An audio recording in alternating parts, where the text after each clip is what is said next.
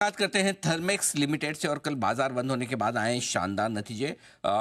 आय 13% बढ़कर आई, लेकिन operational performance बड़ी दमदार है। इबिटा में 36% की बढ़त है। मार्जिन इंप्रूव होकर 10.5% के ऊपर निकले और मुनाफे में रही है 25% की बढ़त। आइए मुलाकात करते हैं कंपनी के एमडी और सीईओ आशीष भंडारी साहब हमारे साथ कार्यक्रम में शामिल हो रहे हैं। सर ने आईआईटी बॉम्बे से बीटेक की डिग्री हासिल की है। ड्यूक यूनिवर्सिटी से आपने एमबीए भी किया है और इस वक्त कंपनी के एमडी सीईओ के तौर पर आप कामकाज कर रहे हैं। भंडारी साहब, बहुत बहुत स्वागत है आपका। धन्यवाद हमें समय देने के लिए। Good morning sir. सबसे पहले बधाई आपको, बहुत ही दमदार परफॉर्मेंस इस क्वार्टर में फिर से आई है कंपनी की हर एक पैरामीटर पर, चाहे वो रेवेन्यू देखें, प्रॉफिट, मार्जिन, ऑपरेटिंग प्रॉफिट। बताएं सर, क्या खास ट्रिगर्स हैं इस क्वार्टर में कंपनी के लिए? नमस्ते अनिल जी, नमस्ते आपको भी, आपके सारे दर्शकों को भी। मैं आपने जो दो प्रश्न पूछे, मैं दोनों का जवाब देता हूं। पहले जो ऑर्डर्स का परफॉर्मेंस है, जहां पे 70% बढ़त है ऑर्डर्स में। इसमें एक बड़ा ऑर्डर है करीब 1000 करोड़ का, जो कि दो पार्ट्स में आया था। एक इंटरनेशनल माइनिंग कस्टमर के लिए वो प्रोजेक्ट है, तो इसका एक बड़ा इम्पैक्ट आया था। पर जब हमने साल शुरू भी किया था, तब भी बताया था कि इस साल हम थोड़े बड़े प्रोजेक्ट्स वापस एक्सपेक्ट कर रहे हैं, और ये पहला एग्जाम्पल है। मेरे हिसाब से अगले 2-3 क्वार्टर्स में इतना बड़ा नहीं, पर थोड़े और बड़े ऑर्डर्स भी आ सकते हैं, पाइपलाइन है।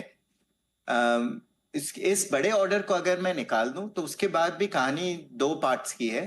पहला पार्ट है कि जो इंडिया के नंबर्स हैं वो रिलेटिवली थोड़े फ्लैटर हैं पहले हाफ में। एंड ये Q1 में भी देखा था, तब कहा था कि इलेक्शंस की वजह से है शायद। पर Q2 में भी जो एक्सपेक्टेशन था कि पिकअप होने लगेगा, जिस नेचर का पिकअप एक्सपेक्ट किया था वो नहीं दिखा मुझे पर्सनली। बट जब मैं कस्टमर से बात करता हूँ, अभी भी बहुत बुलिशनेस है, चैनल से काफी बुलिशनेस है कि आगे के दो क्वार्टर्स में पिकअप वापस आ जाएगा।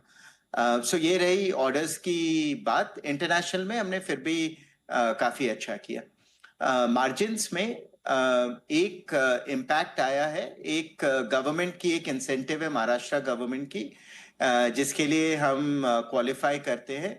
उस बेनिफिट के अंतर्गत हमने एक बेनिफिट लिया है 66 करोड़ का, जो कि इस क्वार्टर में दिखा है। इसकी वजह से मार्जिन्स पर्टिकुलरली बेटर दिख रहे हैं। पर इसको मैं निकाल दूं तो मार्जिन्स इन लाइन थे, बल्कि लाइन से थोड़ा कम ही है।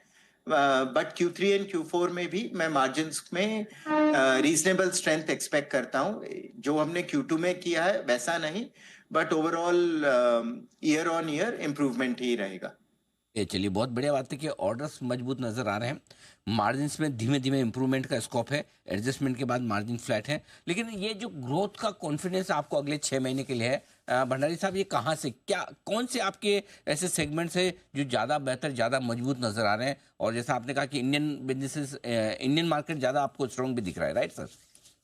तीन पार्ट्स का आंसर। पहले, जो जनरल हर इंडस्ट्री से जो स्टेबिलिटी आती है, वो मल्टी सेगमेंट से जो इंक्वायरी पाइपलाइन है, ये फूड एंड बेवरेज, टेक्सटाइल्स, बाकी जितने भी, मतलब एडिबल ऑयल्स, जितनी भी हमारी इंडस्ट्रीज हैं, टायर्स, रबर, इन सब से जनरल स्ट्रेंथ है। मतलब कहीं पे भी ऐसा नहीं है कि पर्टिकुलर वीकनेस है या ऐसा भी कुछ। और ये काफी ऑर्डर्स हमारे आते हैं चैनल पार्टनर्स, डिस्ट्रीब्यूटर्स।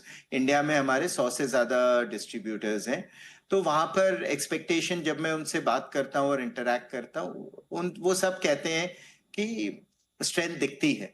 दूसरी पार्ट है जहां पे ऑर्डर्स Q1 एंड Q2 में थोड़े कम आए थे, ये है एथनॉल इंडस्ट्री। एंड एथनॉल पिछले 2 साल में ग्रोथ का बहुत बड़ा सेक्टर रहा है, जबकि इंडिया ये एथनॉल ब्लेंडिंग पेट्रोल में जो करता है, जिसके अंतर्गत बहुत सारे इंडिया में प्लांट्स, शुगर और डिस्टिलरीज और काफी अदर इंडस्ट्रीज ने सेटअप की है, और डिमांड अभी भी इसके लिए काफी स्ट्रांग है।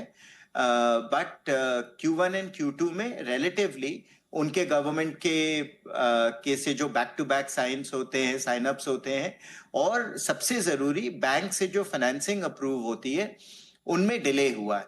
और वो डिले, मैं एटलीस्ट जब बात करता हूं, एक्सपेक्टेशन है कि सेकेंड हाफ में थोड़ा बेटर होगा, पर अभी तक हुआ है नहीं। तो मेरे हिसाब से अगले 3-4 महीने बहुत इंपॉर्टेंट है टू सी ये सेक्टर वापस आता है कि नहीं, और किस स्ट्रेंथ पे आता है। तीसरा, बड़े ऑर्डर्स कहाँ से आएंगे? बड़े ऑर्डर्स सबसे ज्यादा स्टील इंडस्ट्री से एक्सपेक्टेशन है, और उसके बाद पावर और रिफाइनिंग एंड पेट्रोकेमिकल से। यहाँ पे एक्टिविटी है, पर अगेन ये एक्टिविटी क्लोजर में और थर्मैक्स जीतेगा कि नहीं, ये सारे प्रश्न ओपन है। तो Q3 एंड Q4 मेरे हिसाब से वेट एंड वॉच कैटेगरी में होगा। बिल्कुल ठीक बात है। भंडारी साहब, बहुत बहुत धन्यवाद आपका समय देने के लिए, नतीजों को विस्तार से बताने के लिए, और साथ ही आगे का एकदम स्ट्रॉन्ग और मजबूत आउटलुक देने के लिए भी आपका बहुत बहुत शुक्रिया। जल्द आपसे फिर मुलाकात होगी। Thank you so much. Thank you Singhvi ji. भी आशीष भंडारी साहब बताते हुए नतीजों के बारे में, और आगे का आउटलुक भी दिख रहा है बेहद मजबूत। थर्मेक्स शानदार परफॉर्मेंस आती हुई कंपनी की तरफ से। आइए कैच का ऑप्शन जय ठक्कर।